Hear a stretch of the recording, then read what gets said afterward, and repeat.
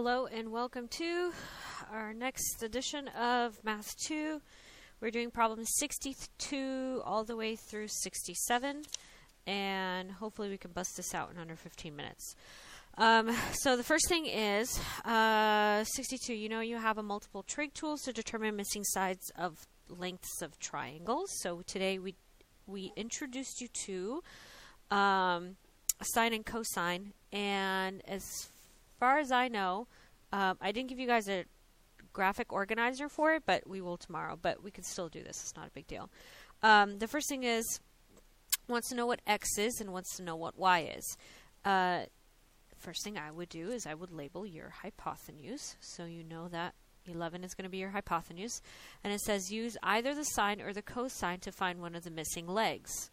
Well, you have 47 degrees, and you have a hypotenuse, and you have your 90-degree angle. You can find one of the missing legs. So the one that is going to be the most obvious, well, I shouldn't say obvious, is going to be, we're going to do x first. So x is next to the 47, or I said in class, it's kind of like your coworker because they're next to you in your job site. And that would make your x, technically your change in x because it's next to it. So that means your y is going to end up being your change in y. And in class we did cosine of, in this case 47 degrees, that's what we have to work with, is going to be your change in x, in this case x, over your hypotenuse.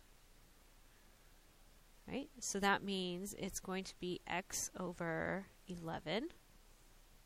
Okay, and cosine, right, is going to be, cosine is going to be of 47 degrees. So all I'm doing is I'm punching it in the calculator. Cosine of 47 degrees is going to be 6.81998. So I'm going to round to 4 decimal places.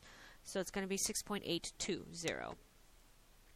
So cos 0.6 820 is equal to x over 11. Okay, I'm going to put a 1 underneath. We're going to multiply by 11 on both sides, and that gives us that x is equal to 7.50, 20 also because we're going to round. There you go.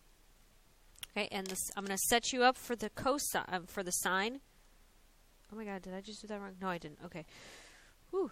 I'm going to set you up with the sine of this triangle. So sine of 47 degrees is going to equal change in y. So change in y over your hypotenuse. So sine of 47 degrees is equal to y over 11.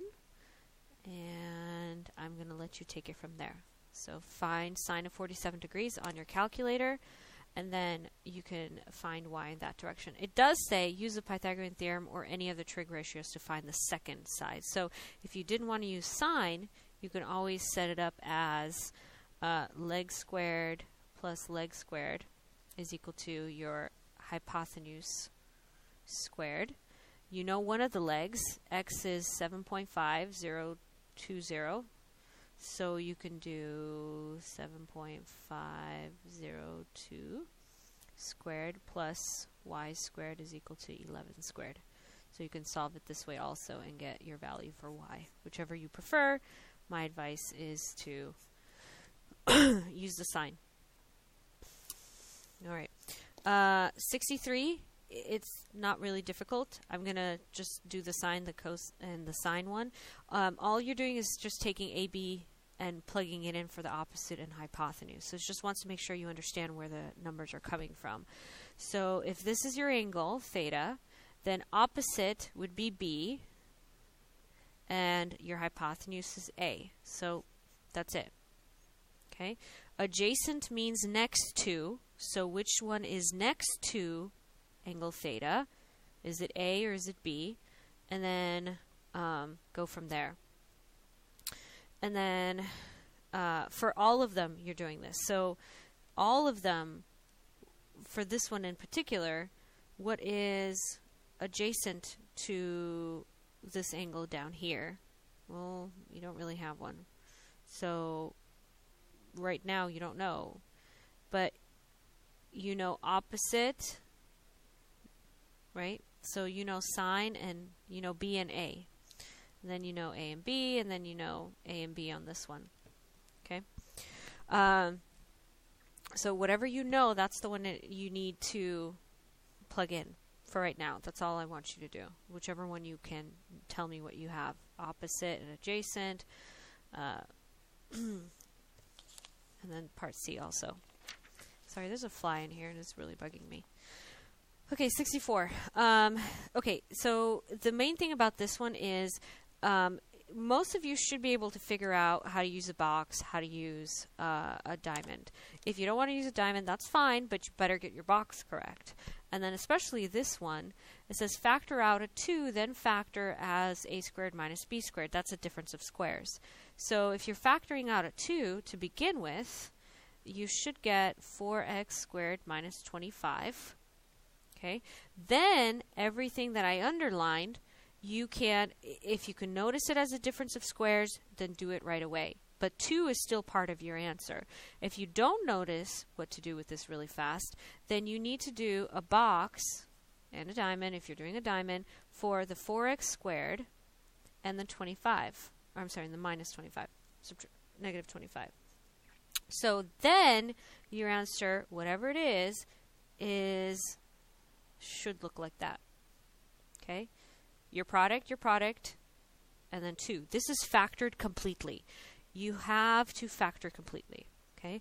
And the same thing for C. I said on the hint 2x is a common factor, so I factored out a 2x. And then what was left was x plus 1x, x squared plus 1x minus 56, because there's 3, 2, and then 1x in that one. And then this is a perfect square trinomial. If you have no idea what it's talking about, then please just do the box for right now. You'll figure it out later, I promise. Okay, so you have 9x squared over here. You have 16 there. 9 times 16, what is that? And then give me 2 numbers that multiply out to the multiple of 9 times 16, but added together give you negative 24. Okay, that was 64. 65 is a little bit more involved, but I think you can still answer it. It says Lizzie notices that 2 angles and DEF shown at the right have the same measure. Okay. Based on this information, what statement can you make about the relationship between DE and EF? So right away, you should be able to realize that what's true about opposite sides equal angles. What's true about opposite equal angles in a triangle? Okay. If that's the case, as you can tell, determine the length of DF if DE is 9 millimeters. So if this one is DE is 9, and then how much is this one if your angles are equal? Okay. Now, determine the length of DF, right? That's what it wants to know. Okay. So you don't know this bottom length. Right now you have, just looking at it, there's no way you can tell. But you will. And this is the really cool part about trig. Just looking at this, there's absolutely nothing in your tool set that you have just looking at this triangle that'll tell you, you know that, okay, I'm just going to give you, you know that that's 9, but you don't know what this is. We can sit here, we can talk all we want about, okay, well, it has to be less than 18 because you added them together, but it has to be more than 0. Well, that could be anything. Okay, but the 54 degrees is really specific, and the 54 degrees is what's going to help you. And then it says, hint, divide the triangle DEF into 2 congruent right triangles. Okay, here it is. Okay, this was 9, and you want to know DF. Well, to get the whole thing, it'd be maybe easier if we can maybe just find part of it. And the part that I'm looking at is this part right here. The part from D all the way to the middle of this segment. So I'm going to take this, and I'm just going to recopy it here. This was 9. This was X. This is D. This is E. We didn't give this part a point, but that doesn't really matter all too much. And this was 54 degrees. Okay? So if that's 54 degrees, here's the question. How can you find the bottom of this now knowing that your hint hypotenuse is 9, and the side next to the 54 degrees is an x. Okay? And use trig identities to solve for the third side. So the question is, which one of these is going to be true? Is it sine of 54 degrees, or is it cosine of 54 degrees? And I'm going to let you figure this one out. That's the one I want you to do, because you have to kind of get it in. You're going to have to try it a little bit. All right, it's not tangent because you don't have the change in y. You're missing the change in y over here, but you do have a change in x, right? You have the bottom piece. So I'm going to let you figure that out, and then once you find x, okay, then since you know x is technically half of this bottom piece, what can you do to find the whole thing? Right, and that'll give you the length of df. So df should be equal to, and then this is how you write your answer. Okay, df equals. Don't just give me a number and then don't put df, because I don't know which one you're talking about. Okay. 66 should be okay. To get home, Renee can take one of 4 buses, number 41, number 28, number 55, or 81. Once she's on the bus, she will randomly select one of the following activities. Listening to her MP3 player. Okay, so I'm going to do this one in green. She can write a letter. Who writes a letter? Maybe she was typing a letter on her phone. Or she was reading a book on her Kindle. MP3 player. Oh boy. Create a tree diagram to show all of the different travel options that Renee can take. Okay, here's the start of a tree diagram. So she can take bus number 41, she could take bus number 28, she could take bus number 55, or she could take bus number, what's the last one we haven't used? There's 81. And then she can either read, write, or listen. So MP3 player was listening, I think. Reading a book was obviously reading. And then, or she can write. Okay. All right. So now each of these are equally likely, because there's no different probability for each one.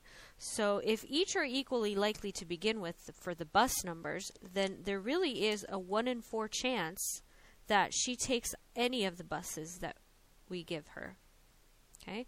And if there's each one is equally likely, because that's what the random part is talking about, then there's really a 1 in 3 possibility. I should really do these on the actual bar inches. 1 in 3 probability that she does any of those 3 also. So when you think about it, she really has, for each of the options and each of the buses, she really has 1/4 times 1/3. We're not adding them. And she really has a 1 in 12 probability in doing any of these. So the same thing for bus number 28. She can go, she can read, write, or listen. She can read, write, or listen. She can read, write, or listen. Okay? So she really has a 1 in 12 chance of doing all these things. For every single one of these, a 1 in 12 chance. Okay, and if you're not sure why it's 1 in 12, again, you are multiplying 1 in 12. Okay, so the first question is, Renee takes an odd number bus. Okay, now you're going to have to do some checking. Which one's odd numbered? Well, your buses are 41, 28, 55, and 81. Which one is odd? Okay, and then what's the probability of that happening? Just in the buses.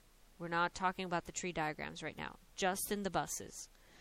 Renee does not write a letter. So that's your operative word. Not write a letter. So now you're looking at the letters and the reading, the writing, and the listening based on the bus number. How many of these are not writing a letter? Okay. And then a probability that Renee catches the 28 bus. Okay, here's the 28 bus. And then reads a book. Okay, well, we already talked about it. It's 1 in 12. So catches the 28 bus, reads a book. Well, that probably is going to be a 1 in 12 shot. Okay? And then does not read on the way home. Well, anything that's not reading should be anything that she's either writing or listening, right? So you can add all those fun things up, or you can probably find out what's the probability that she does read and subtract it from 100. That would work too. Okay? And then get the probability of that. All right, and then assuming all the outcomes are equally likely, it tells you number of desired outcomes over number of possible outcomes. And then C said, does her activity depend on which bus she takes? Explain why or why not. Look at the tree. Do the possible activities change depending on which bus she takes? Well, it's pretty self-explanatory. That would be a no. If you look at it, each one is still possible. Reading, writing, and listening happens no matter what. Or, right? Reading or writing or listening happens no matter what bus she's taking. Okay. And then the last one is, oh man, I'm not at 15. Renee's cousin Greg can get home using the 101 bus or by riding with his older brother. On the way home, Greg listens to MP3 player, play video, read his novel for English, or talk to the person next to him. Talking is nice. It may help to think of the problem like this. What is the probability that Renee writes or listens on the way home? Make a tree diagram for all possible outcomes. Okay, so they actually did this backwards. They did it as you can read, write, or listen, depending on the bus number.